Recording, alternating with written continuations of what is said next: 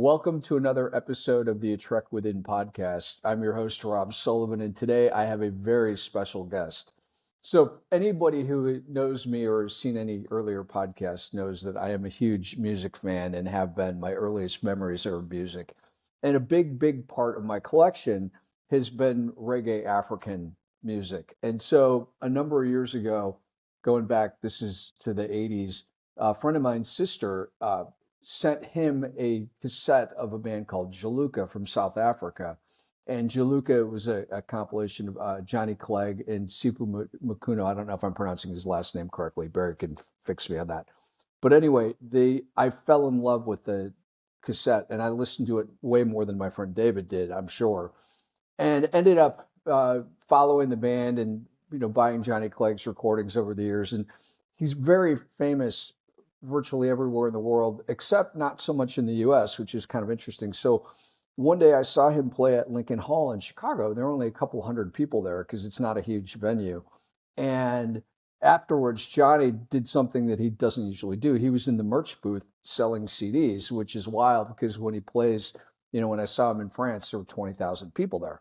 Well, so Johnny's in the merch booth, and I had already bought all of Johnny's CDs at different times, but everybody in the band had solo projects, which I was not aware of and hadn't seen. And so I ended up buying all those, which was, a huge stack. It was probably, 4 inches or so at least. And so I walk out, and at the end of the show, as I walked across the street, who do I see but Andy Innes, the lead guitarist? And I had been standing in the front row, like right in front of Andy all night. So I just, he smiled at me because he obviously recognized me from standing in front of him for 2 hours. And I introduced myself and I said, hey, would you be willing to sign these?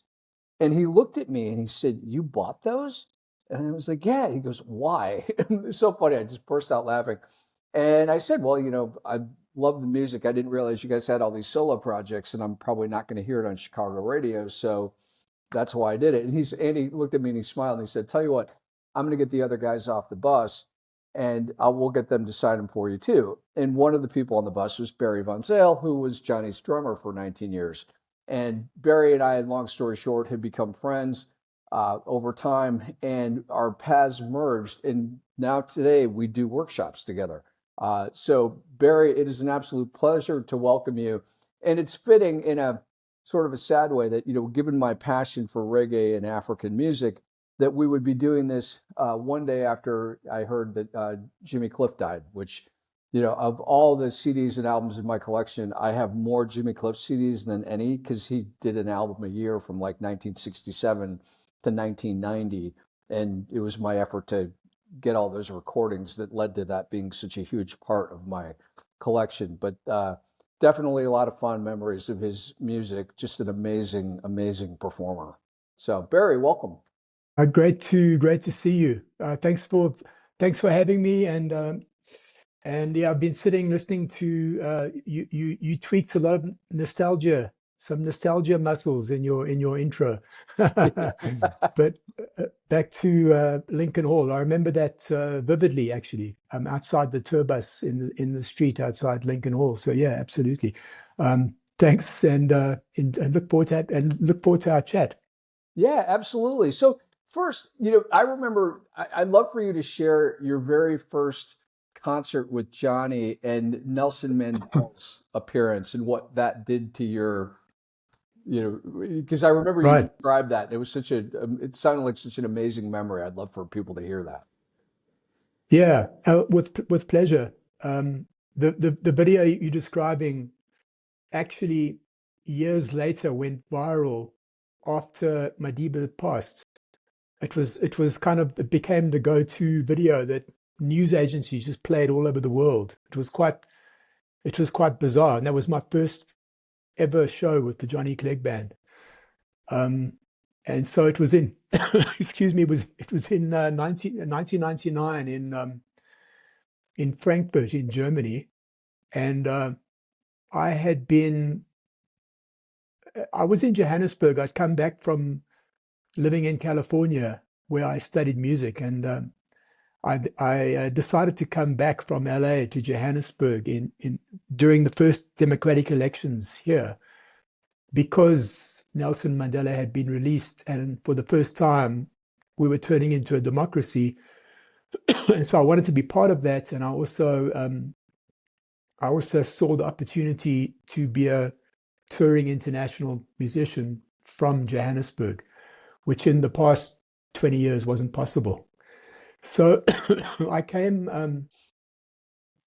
back, and shortly after I returned, I got a call from Andy Ennis to say, can I step in at short notice with the Johnny Clegg band? I came back and I went straight into the sort of session music industry in Johannesburg. So I was playing with various artists, playing on their records, going on tour, and what have you. Um, and the world was opening up, and so you could stay in South Africa, but you could tour Europe every year, and you could tour Australia and tour America. So that's what I was doing, and I got this opportunity to tour with Johnny, who wasn't touring that much at the time. He had taken a kind of a sabbatical and had gone into business, into a business startup. But he had a 2-week tour in Germany, and they needed somebody with very short lead time. So I rehearsed for 2 days in Johannesburg, this massive show, and then jumped on a plane, went to Frankfurt with the intention of doing a final rehearsal at the venue. Uh, got off the plane, went to the venue pretty much, and as things happen, there was a technical glitch. So we ended up not being able to rehearse on the day at all. And so that kind of added to my anxiety levels, as you can imagine, because it was 2.5 hours of music that I'd learned in 2 days. And none of it's kind of straightforward, as you know. It's all the arrangements are kind of intricate. So we went to a basketball stadium in Frankfurt. There's 15,000 people sitting there. And as I went on stage, Johnny's manager, Claude, who you've probably met, said to me, listen, don't mess this up, because they're recording it live for German TV. And Nelson Mandela has postponed his dinner arrangement because he wants to see the beginning of the show. And I looked up and saw Mandela sitting on a stool backstage right next to me while I was waiting to go on. So somehow I did what I teach now, but I did it unconsciously at the time. I managed to channel the stress I channel positive stress as opposed to negative stress. And I visualized that I was gonna do great. And when I got on stage, I had a big wad of music, and I had to take Asibonanga, which is the encore, as you know, and put it in the front because Madiba wanted us to play that first. It was about him, and it was his favorite song. So he said, "Can you open the show instead of closing with it?" So when you see the clip, the first thing that the cameraman does, for some reason, is close up on me. And you'll see me like rabbit in the headlights. I've got about 30 seconds to change the order of the music before the band kicks off. And so we played the show, and about halfway through, Madiba came out, did his famous shuffle. The crowd went deafeningly mad. We finished the song, and then he said, "That was great," and he gave a beautiful little speech, and then he said, "But can you please play it again?" And so we played the encore twice before we started the show, and and then he left, and he went to his dinner, not before calling each of us, because it was a big stage, and even me and the percussion player, who were way back, from where he wasn't happy with us just waving thank you. He called us down, and he stood there patiently while we walked across the stage in order to say thank you and shake our hands. It was quite amazing. And then that was the start of meeting him multiple times over the next 20 years, over the next 10 years. And we actually almost full circle played at his 90th birthday for 50,000 people at Hyde Park in London with a cast of thousands. And so, if you sandwich everything between that, it was quite an amazing opportunity to see him and talk to him and meet him on multiple occasions. That's amazing. What a great memory. And I don't think I Yeah. forgot to ask you this, but I forgot that you'd played the encore twice at the beginning. So what did you end up doing for an encore? I can't remember. I think we probably did I Call Your Name. We used to have two encores. We probably just did the one encore, Yeah. but Oh, we I only did call it. your name. Oh, We definitely only did it once. that's a great song. Yeah. Yeah, So you mentioned Claude. I have a Claude story. I don't know if you know this one. yeah, So when you guys were at City Winery in Chicago, it was right before you did a couple of shows in France that summer. I think you were there in like maybe March, April or whatever. yeah. And I was talking to Andy, and he mentioned something about the back-to-back shows in France, and I remember thinking that they were 3 days apart because my plan was to go to Narbonne and then take a train up the coast and go to Saint-Nazaire to the second show.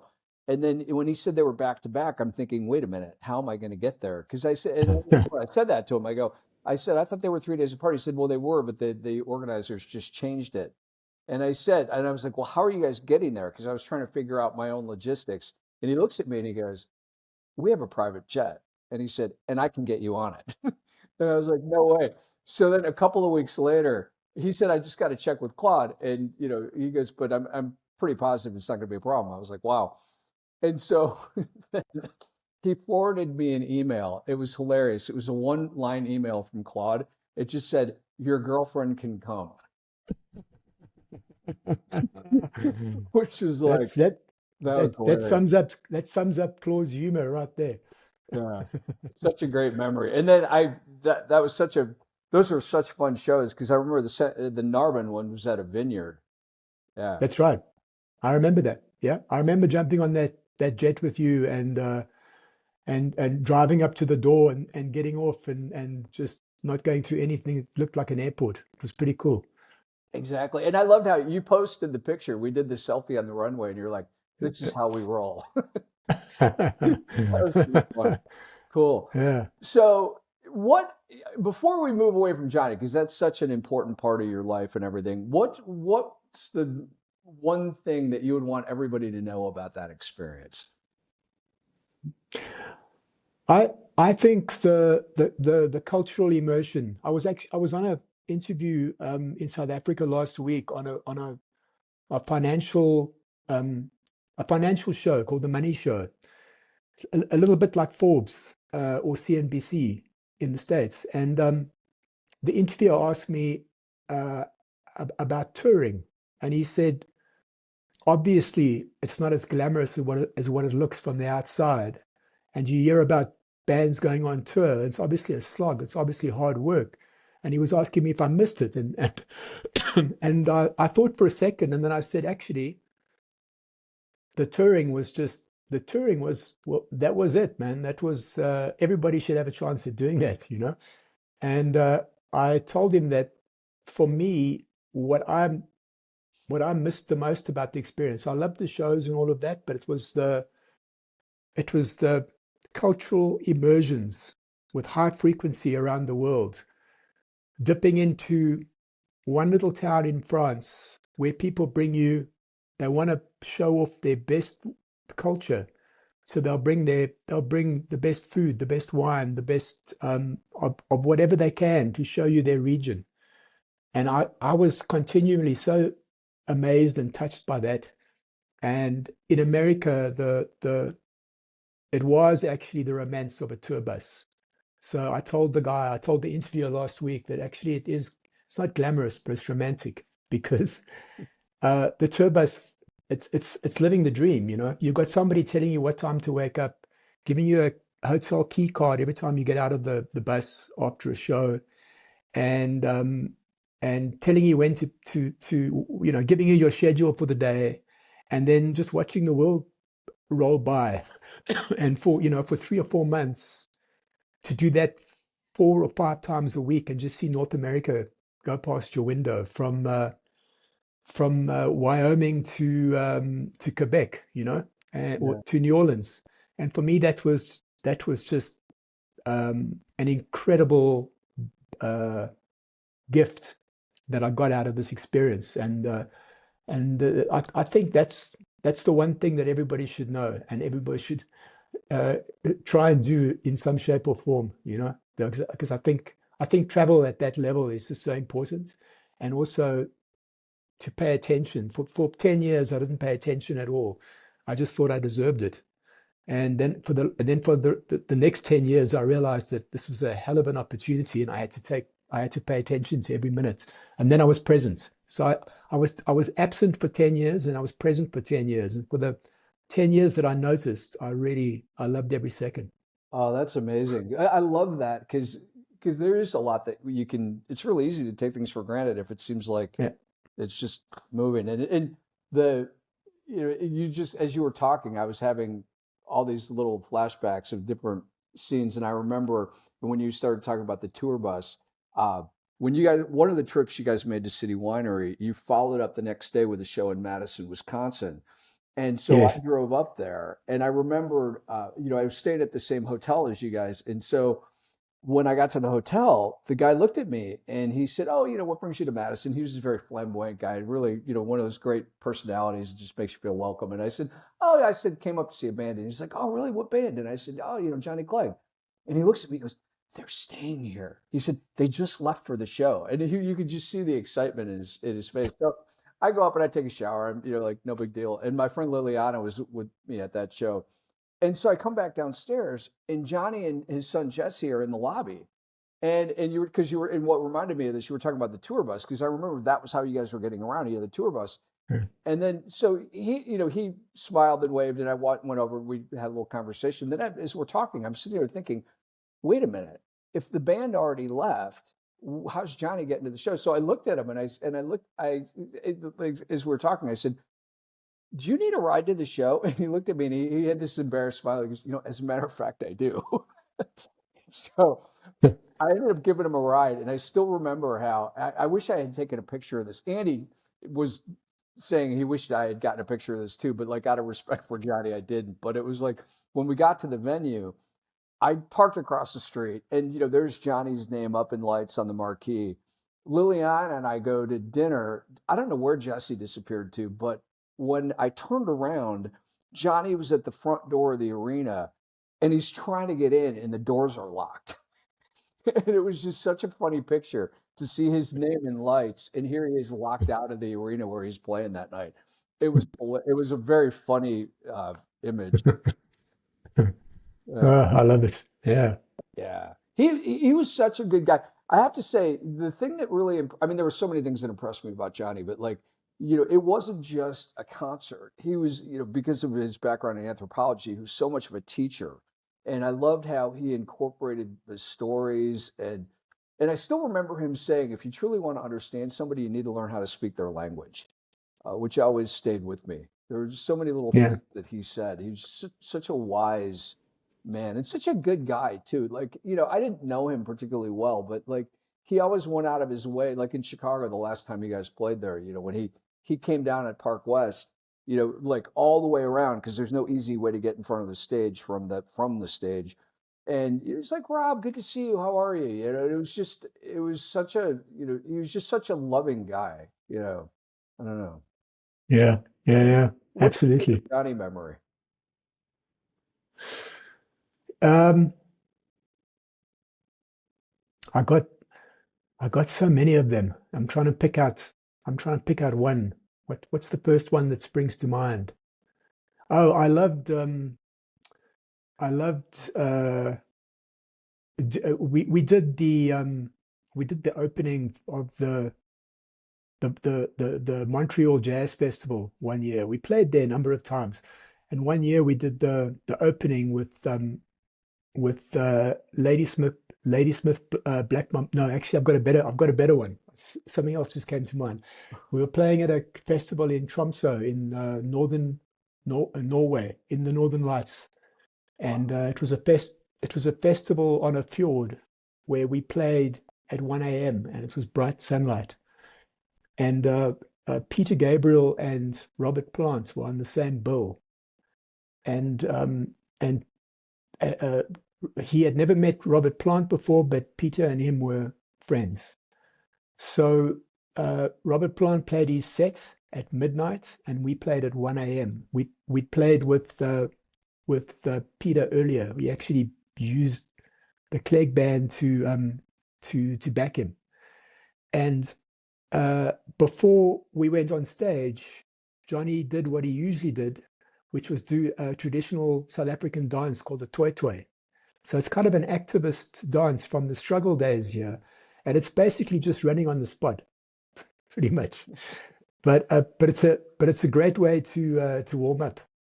And so he was doing his Toi Toi routine backstage, and Robert Plant and Peter Gabriel saw him do this. Now at that time they must have been 70 plus, and they ran. I just saw their eyes light up, and they went over to him and without saying a word, they just joined in. They just started doing the same thing. It was something they'd never seen before, but in like 5 seconds they were like 3 6-year-old kids with this joy on their faces, all doing a Toi Toi with these big smiles. And I just went, okay, you can't make this up.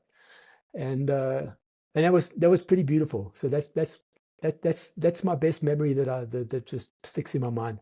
That's pretty cool. Well, you mentioned the Yeah. jazz festival too. Oh, I'm sorry, I didn't mean to interrupt you.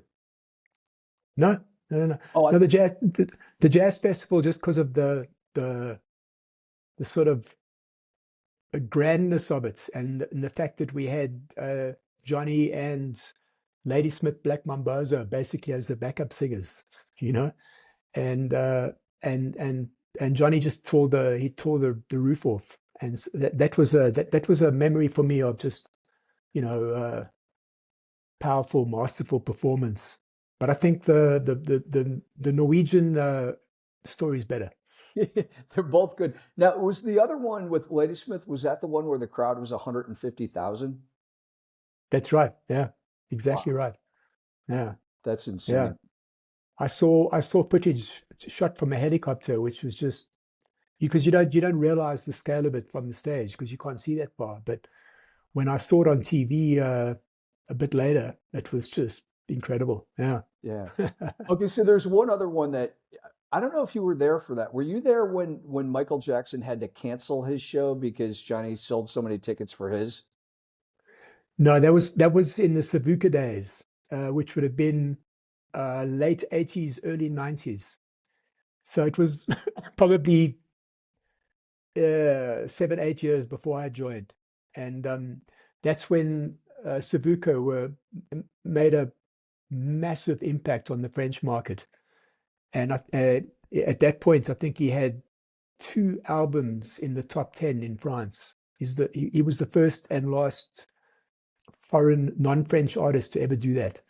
Wow. And at that point, his shows were selling out so fast that he kept on scaling up to bigger and bigger venues.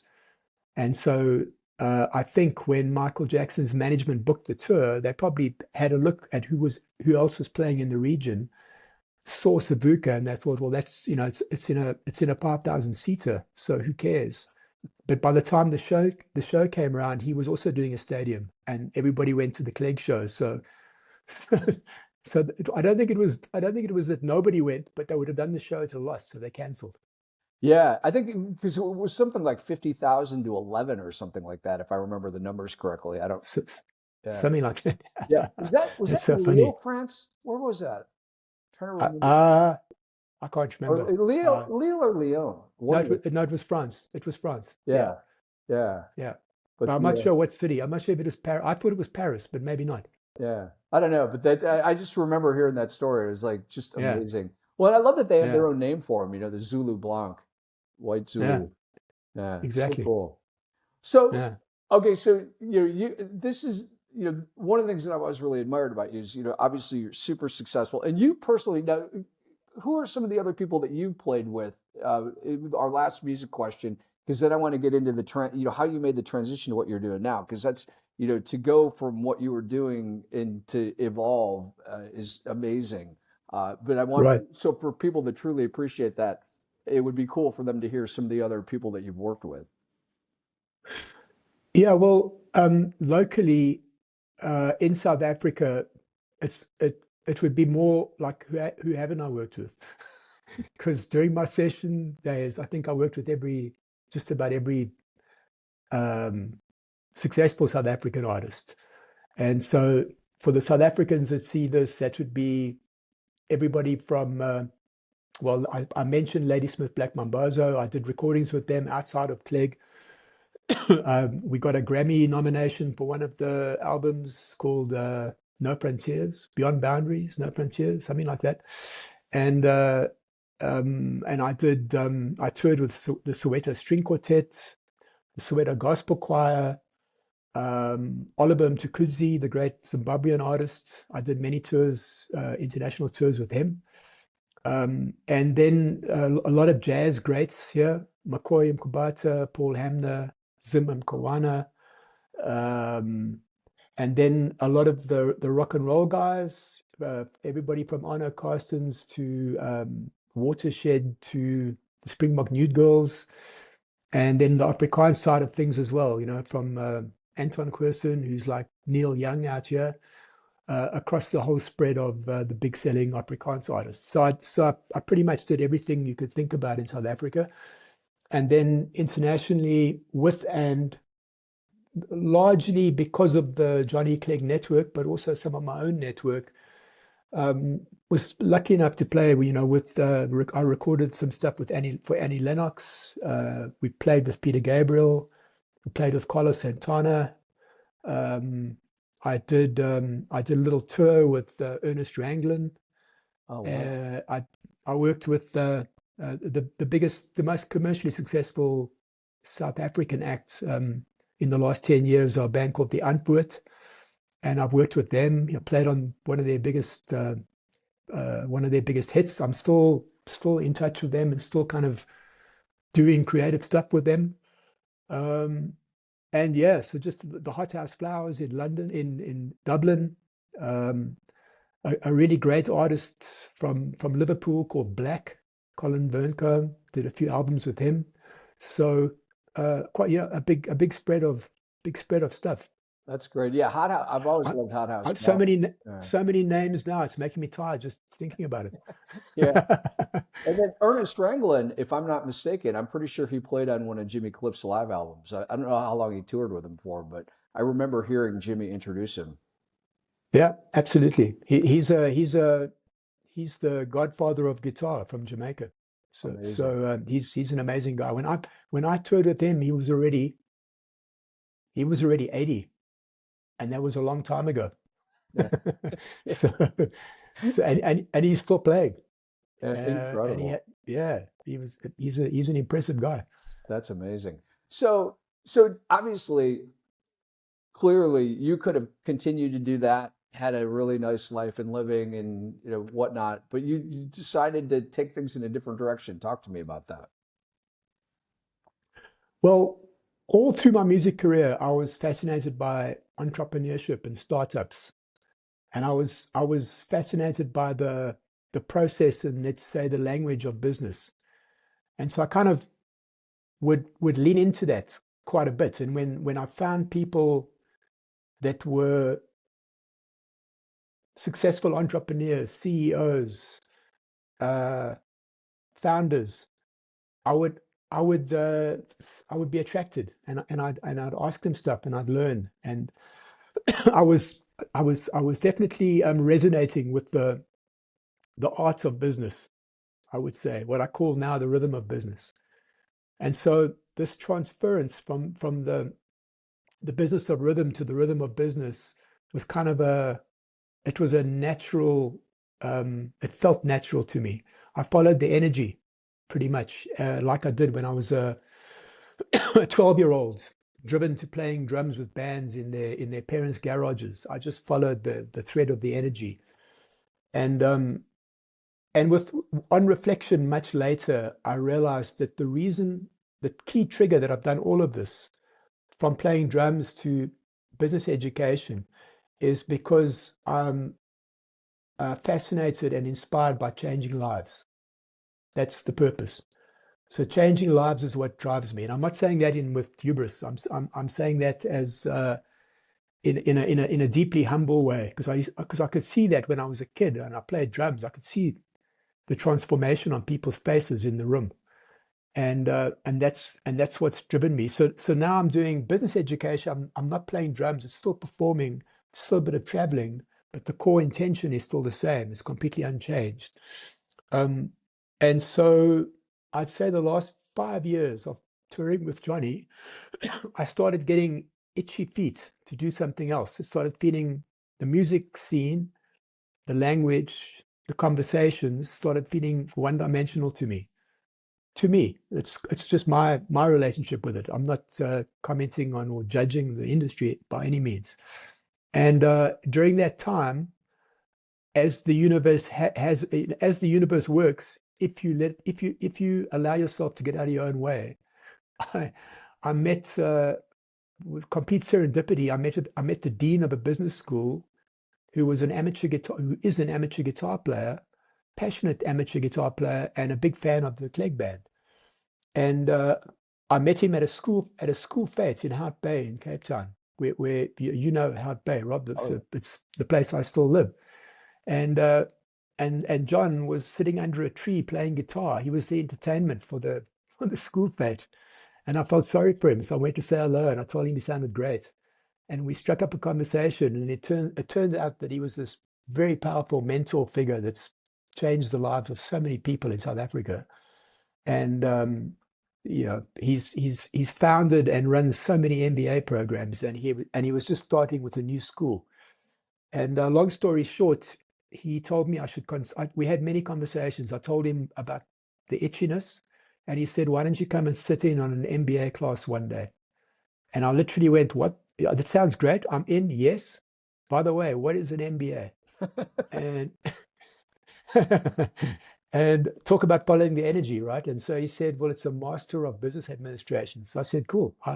I came up to Johannesburg to where I'm sitting now, and I went to one of the classrooms and I sat in a class for a day for a strategy session, and I was completely hooked. I just thought, okay, this is my tribe. I have to be here, and that's how it started. So the school gave me an MBA. They gave me a scholarship, a full scholarship for an MBA, basically a top-ranked UK MBA. So it fell out of the blue, and I was there at the right time, waiting to catch it. And after a bit of a rocky start, I did very well. And by the time I was in my third year, the school employed me as a sort of a brand ambassador. And then it just grew from there. It blossomed from there. Wow, that's such an amazing journey. And you, correct me if I'm wrong, were you the inspiration for Andy to do the same thing? Uh, I possibly, yeah. He would have got to know about the school through me, absolutely, and he would have met the same dean through me. Yeah, Yeah. So it was. I probably did open the portal. Yeah. yeah. And then since then we've had the school have made a point of getting people to do MBAs from unusual backgrounds. So we have one of the the biggest sport in South Africa is rugby, and so the national team are the most celebrated sports people, and are currently world champions. And we have one of the Springboks team, one of the rugby players who's whose nickname is the Beast. That gives you some idea to how daunting he is. And he did a postgraduate diploma and then the MBA here, and he's a ambassador for the school, as am I, as is Andy, and we've got a whole host of other elite sports people and music and media people, actors and musicians that have done the MBA. Not hundreds, but we've probably got a creative pool of alumni of about 30 or 40 people. That's great. Pioneer is the word Yeah, that comes to mind. Yeah. yeah. Good for you. That's amazing. So, how was it to make the transition from the stage as a musician to stage as a speaker? Hmm. That's a good question, because that was quite that was quite fearful for me, because naturally I'm introverted, and so all my life I've figured that out by hiding behind a drum set. Mhm. So and then eventually, from a very young age, I knew my craft so well that I was very confident. As long as you put me in front of behind a drum set, put me in front of the drum set in the same room, I would have been nervous as hell. So that was kind of my prop. And what what happens later is I started channeling the same energy, and I would, you'd love this, but I would visualize I would visualize a great gig, standing playing to 50,000 people, 20,000 people, whatever. And I would anchor myself with that before having to go and talk to an MBA class. And it would give me an edge, because I just feel, well, I own this. Yeah. And so I don't do it anymore because I'm more comfortable. But 4 or 5 years ago, when I started teaching on the MBA, I used that mechanism. And the the interesting thing is, an MBA is, 30, 40 people in a room, but man, it's a tough crowd. Huh? It's a tough audience, because there's no room you can't slip at all. And most of them are, go-getters, successful people. And if they sense for a second that you don't know what you're talking about, or that you're not confident, they'll just they'll just eat you for lunch. And so it's an interesting thing. It's a small group, but it's a high intensity group. I really love it. So even though it's smaller, the you have to be on your game. You have to be dancing to the Yeah. same level as playing to 50,000 people. So, but once again, I made the transition. I just jumped in. I was offered this role of doing presentations and tutoring and running workshops. And I just jumped in and I did it, and I learned it. I learned on the job, and I just got better and better. I was probably pretty rough and ready for the first 7 or 8 appearances. But I'm good at learning and reflecting and asking for feedback, and getting a feedback loop, and using the mistakes as my classroom, and then just getting stronger and stronger. I'm still doing that. I'm not saying that I'm there yet, but I've taken some strides in the last 4 years. Well, having shared the stage with you in that respect, I can definitely say, you can hold your own with anybody. And it's fun to watch you because, and maybe it was a transitional moment in and of itself, but I remember when we did our listening workshop and you were showing people, teaching people about rhythm. And, it was like an almost an effortless transition from the music to the corporate training, which is what we were doing, and helping people be more present and better listeners, and tuning in at a level that a lot of people don't. And it was really fun to watch you do that because that wasn't a 20 or 30 person group. I can remember a couple of those were probably 150 at least. I don't remember the exact numbers, but Absolutely. Yeah. yeah, those are some good things. So, uh, absolutely. And I look forward to doing more of that with you because that was one of the fun things, when our own friendship evolved from a shared passion for music, and to uh, the shared passion that we also have for the personal and professional development, and the skills that people need to be proficient in, but often aren't. And so, when you get into the presence and energy and listening and things like that, it's really, it's, it's fun, and it's cool that, that our friendship is like taking on deeper, uh, well, more of a collaboration, business wise too. So it's been an absolute honor in that regard. Yeah, I couldn't agree more. And remember, we went in the early days of it was during the final Journey tour, during Johnny's last tour, or just, I think it was yeah, it was during the tour.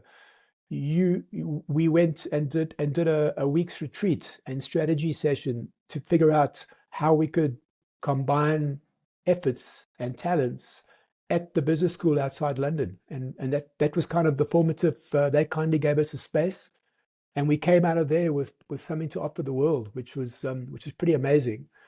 And it's grown so much since then, that I'm super excited for what's ahead of us, and the work we're going to be doing. And from me, over the last 4 or 5 years, I've grown I've grown my sort of confidence muscles for this corporate development, leadership development, people development, personal development side of things, which you do so well.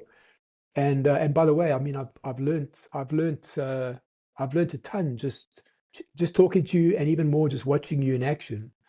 I'm at the point now that I feel better prepared than ever for what we do for our upcoming workshops, because I've just done a whole lot more, and I think I've interestingly moved away. I'm still using the musical underpinning thread, but what's occurred to me is it's much bigger than music. So this I'm encapsulating all that into sort of the experienced state of groove.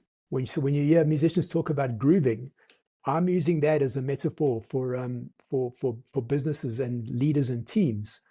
And you know, I know that for future work that we do, I think the chemistry is always there, but let's say what I'm going to bring to the workshop room is now a lot further developed than it was 3-4 years ago. And so you'd have noticed that, you know, in doing workshops together with us, there's been an incremental development. And I think now going into 2026, I'm probably more confident than ever that I'm articulating and landing what I know is so powerful. And I know that you can feel the power, but I'm now articulating it in a way that people can really understand. That's great. So I know we Yeah, only have a few minutes left. Talk about your book, because that's a really exciting part of your journey. yeah, exactly. Well, um, I tutor on the MBA for the business school, and my module convener, the guy that put the whole personal development module together for the MBA, which is, by the way, rated as the most referenced transformational aspect of the Henley MBA from students once they graduate, is the personal development module overwhelmingly. So they go into the MBA wanting the transactional stuff. They want to make more money, get better jobs, all of that stuff that drives them to do an MBA. They want strategy. They want that corporate valuation, finance, international business, strategic marketing. They want all of those skills, which they get obviously on the program. But the one that they say completely ambushes them and creates the most change is personal development. So that's the space that I'm working in, and out of that, uh, my colleague in Oxford, Dr. Chris Dalton, uh, we've become uh, pretty good mates over the last few years of delivering his workshops for him.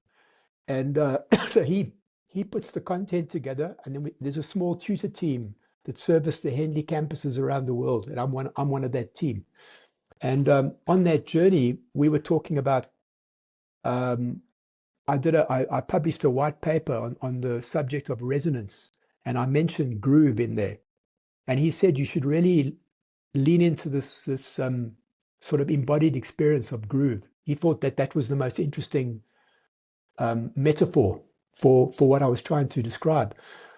So a long story short, I did a lot of writing, and I came up with 27 little anecdotal meditations, I guess you could call them, or mini chapters of my lived experience as a musician. And he said, "How about we turn that into a book? Let's look for a book deal, and let's turn it into a semi-academic book." And so we got a deal with Routledge, who's a good academic publisher in the UK. And over the space of a year, I sort of edited and tweaked my 27 meditations. We called them notes, riffing on the musical notation. And then we did the whole book in a call and answer style, like you do if you're in a jazz trio and you're taking solos. They talk about trading. And so you basically, in the nicest way, showing off in 4 bar or 8 bar phrases.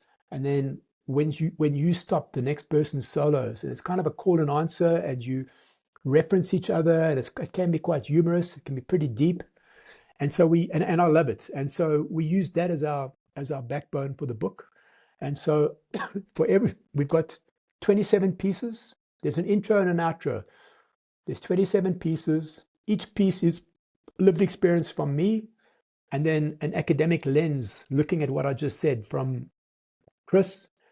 I land a groove principle for people to think about so 27 groove principles. And then at the end of every of the 27 chapters or notes, Chris asks the reader 3 questions. And then we've also got something called the Universal Values Questionnaire, which is in the back of the book that we encourage people to complete as a self-development assessment tool. And so that's it. And you can start the book anywhere. You don't have to go from the beginning to the end. You can jump in anywhere and get value out of it. And so it was published in September. And it's called Finding Your Groove, Resonant Leadership in a Disconnected World. I love it. What a Yeah. great idea. And it's cool that you got that, that uh, the collaboration element and how you were encouraged to do that, because sometimes it's a lot more obvious to other people what we do well and what our gifts are than it is to us. So it's always good to have those people. Yeah, absolutely. Yeah. Yeah. Yeah. But that's the book. And I plan to draw on that as a sort of a playbook for workshop collaborations with you. So there's perfect platforming out of the book that can answer all kinds of briefs for whatever people want to do in the personal and leadership development space. So it's kind of it's some stuff to work with. It's some putty to work with.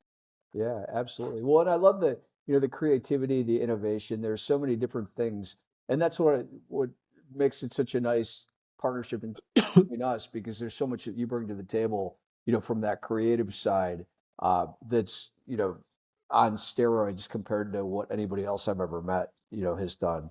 So it's really fun. Great, thanks, Rob. Yeah, I'm looking forward to some really cool stuff. That's great. What Yeah. else should people know about you, or what would somebody be surprised to find out about you?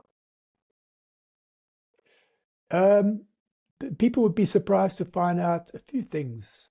One is, as I said up front, I'm pretty introverted, and it takes me a ton of cognitive oxygen, cognitive energy to jump up and speak in front of people, and I love doing it. But then I'm afterwards, it's like I've done a few rounds with Mike Tyson, and so I'm pretty good at pretending to be an extrovert, but actually an introvert. So that's one thing that I think would possibly surprise people. Another one is uh, I love my actual uh, me- meditative practice is long distance running. I've been doing that all my life. A lot of people don't know. And the other thing is that I grew up in a boxing family where my cousins and my dad used to take me to boxing gyms when I was a kid, and I used to watch tournaments and what have you. And so I've always loved it. I've always loved the arts and the rhythm and the brain body connectivity of boxers and the boxing workout. And so I've started that in the last 5 6 years, and I'm a passionate, what do they call the tournaments? I'm a white collar boxer. That's the term for it. I've So that never means heard that. you never get hit in the face. So it's quite that, which is quite nice actually. And Yeah, I can handle that but part. I love the discipline and um, I love the discipline and the groove from a boxing workout. And so that's my passion. I'm a weekend amateur, but it's something that I'll never be great at, but I really, really love. Yeah.